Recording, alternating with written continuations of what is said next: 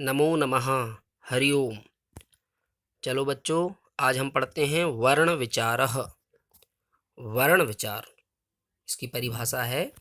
एक बार इस परिभाषा को पढ़ लेते हैं, ध्यान से पढ़ेंगे, ध्यान से देखेंगे।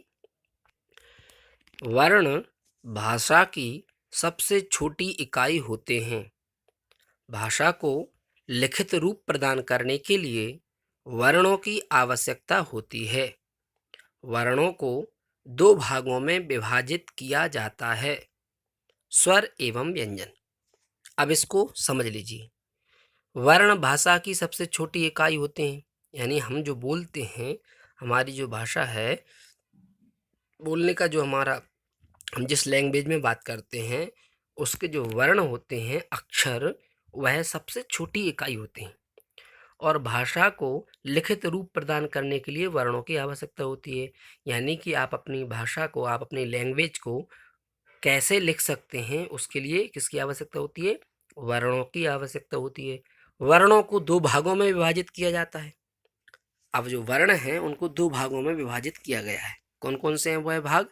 दो भाग हैं। पहला है स्वर भाग। पहला कौन सा है? स्वर भाग। तो अब इसके इसमें जो लिखा है ग्रीन कलर में, हरे कलर में जो लिखा है स्वर, यहाँ देखेंगे। स्वर वे वर्ण हैं जिनका उच्चारण स्वतंत्र रूप से होता है। इनकी संख्या 13 होती है। अब देखिए, फिर से एक बार पढ़ते हैं। स्वर वे वर्ण हैं जिनका उच्चारण स्वतंत्र रूप से होता है। इनकी संख्या 13 होती है। कौन कौन से हैं वह? छोटा आ, बड़ा आ, छोटी ई, बड़ी ई, छोटा ऊ, बड़ा ऊ, री, री, लरी, ए, आई, ओ, औ। इस प्रकार से यह 13 स्वर होते हैं। पर यहीं पर पाणिनि जी की व्याकरण में, यानी जो संस्कृत के सबसे बड़े विद्वान हैं, व्याकरणाचार्य हैं पाणिनि जी, उनकी व्याकरण में यहाँ पर स्वरों की संख्या 9 बताई गई है। अब इन 13 स्वरों में से 4 स्वरों को हटा दिया गया है। हैं यही के यही। जैसे इसमें से बड़ा आ हटा दिया है, बड़ी ई, बड़ा ऊ और बड़ी री, इनको यदि हम हटा देते हैं तो पाणिनि जी के 9 स्वर इसी में आ जाते हैं। तो इस प्रकार से इस समय व्याकरण में 13 स्वर माने गए हैं और पाणिनि जी की व्याकरण में 9 स्वर माने जाते हैं। अब यहाँ पर दिया गया था कि इसको, इन वर्णों को दो भागों में विभाजित किया जाता है। तो एक भाग हो गया स्वर और दूसरा है व्यंजन। दूसरा क्या है? व्यंजन। अब समझिए इन व्यंजनों को। व्यंजन वे वर्ण हैं जिनका उच्चारण स्वरों की सहायता से होता है। इनकी संख्या 33 होती है। अब देखिए, यानी कि ये कह सकते हैं कि व्यंजन जो यहाँ पर जो दिए हुए हैं, ये सारे व्यंजन हैं। इन सबको हम व्यंजन कहते हैं। इन सभी व्यंजनों के का जो उच्चारण होता है, जो बोलना होता है, हम यदि इन व्यंजनों को बोलते हैं, इन अक्षरों को बोलते हैं, इन शब्दों को बोलते हैं, तो हम बिना स्वरों की सहायता के बगैर नहीं बोल सकते। ये जो स्वर हैं, ये स्वर ही मात्रा का काम करते हैं।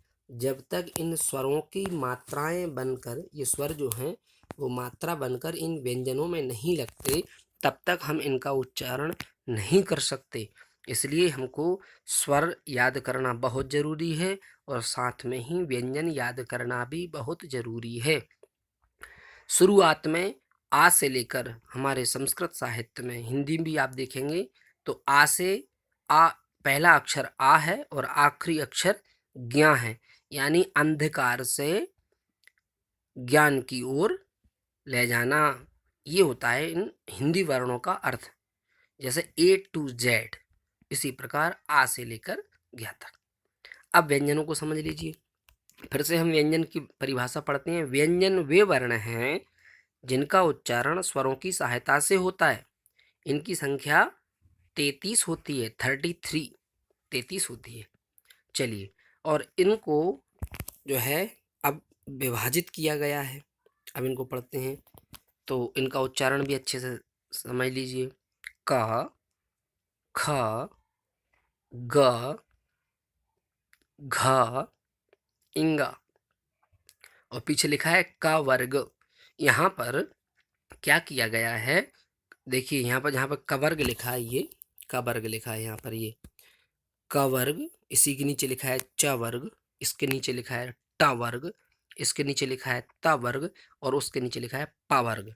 तो ये जो वर्ग लिखे हुए हैं और एक ग्रीन कलर की जो लाइन बनी हुई है और उसके पीछे लिखा है स्पर्श, यानी कि ये 5 लाइन क ख ग घ इंग ये का वर्ग में आते हैं। च छ ज झ इय ये च वर्ग में आते हैं। ट ठ ड ढ ण ये ट वर्ग में आते हैं।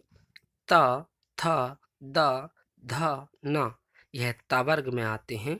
और प फ ब भ म यह प वर्ग में आते हैं। ये 5 वर्ग यहाँ पर बताए गए हैं। इन पांचों वर्गों को स्पर्श शब्द कहते हैं। आया समझ में? और हम अगली वीडियो में भी आपको अच्छी तरह से बता देंगे। और इसके बाद में य र ल व यह अंतस्थ अंतस्थ व्यंजन कहलाते हैं। और फिर लास्ट आखिरी लाइन है श श स ह यह ऊष्म शब्द कहलाते हैं, तो ऊष्म व्यंजन कहलाते हैं। तो ये इस प्रकार से 33 व्यंजन हैं। इन 33 व्यंजनों को 5 वर्गों में बांटा गया है। छठवां अंतस्थ है और 7वां ऊष्म है। और भी इनके कई प्रकार से आपको समझाए गए हैं। तो आप सभी इसको अपनी कॉपी में लिख लेंगे और कॉपी में लिखने के बाद में याद करेंगे, और अच्छे से आप सभी को याद होना चाहिए। यह कक्षा 6वीं के लिए बहुत ज़रूरी है। और 10th क्लास में जब तक 6वीं से लेकर 10वीं तक सभी में स्वरों की और व्यंजनों की आवश्यकता होती है। आप संधि भी पढ़ेंगे, समास भी पढ़ेंगे, और भी कई चीज़ें पढ़ेंगे।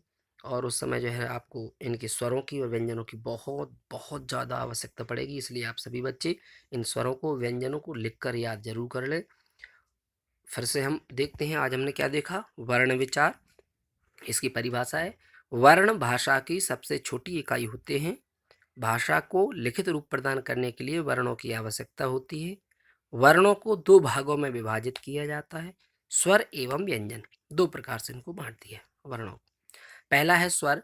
स्वर वे वर्ण हैं जिनका उच्चारण स्वतंत्र रूप से होता है। इनकी संख्या 33 होती है।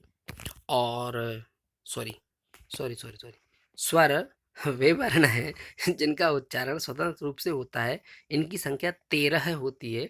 छोटा आ, बड़ा आ, छोटी ई, बड़ी ई, छोटा ऊ, बड़ा ऊ, री, री, री, ए, आई, ओ, औ। और अगले हैं व्यंजन। व्यंजन वे वर्ण हैं जिनका उच्चारण स्वरों की सहायता से होता है। इनकी संख्या 33 होती है। इनका उच्चारण सुन लें, ध्यान से सुने, ताकि आप भी इनका उच्चारण कर सकते हैं। और बहुत सारे लोग व्यंजनों का शुद्ध उच्चारण नहीं कर पाते हैं। मैं कोशिश कर रहा हूँ, शायद मुझसे भी गलतियाँ हो सकती हैं, क्योंकि प्रत्येक व्यक्ति परफेक्ट नहीं होता। इसलिए लेकिन फिर भी मुझे पूर्ण विश्वास है कि मेरे गुरुजी ने जो मुझे ज्ञान दिया है, हमारे शिक्षकों ने जो हमको पढ़ाया है, वो लगभग सही है वो, और इसी ढंग से पढ़ाया है और ऐसे ही उच्चारण करवाया है। तो आप भी करें। क ख ग घ इंग, च छ ज झ इय, ट ठ ड ढ ण, त थ द ध न, प फ ब भ म, य र ल व, स श स ह। ये 33 व्यंजन है। आप सभी बच्चे इनको याद जरूर करेंगे। ध्यान रखिएगा बच्चों, बिना याद करे आप नहीं रहेंगे। इनको याद आपको 100% करना ही करना है। और हम सभी बच्चों से जब स्कूल आएंगे तो सबकी कॉपी चेक करेंगे। और आप जो है हमारे पर्सनल नंबर पर लिख कर भेज भी सकते हैं। और यह हिंदी में भी आपके काम में आएगा और संस्कृत में भी आपके काम में आने वाली चीज़ है। इसलिए आपको याद करना बहुत ज़रूरी है। चैनल को सब्सक्राइब करें।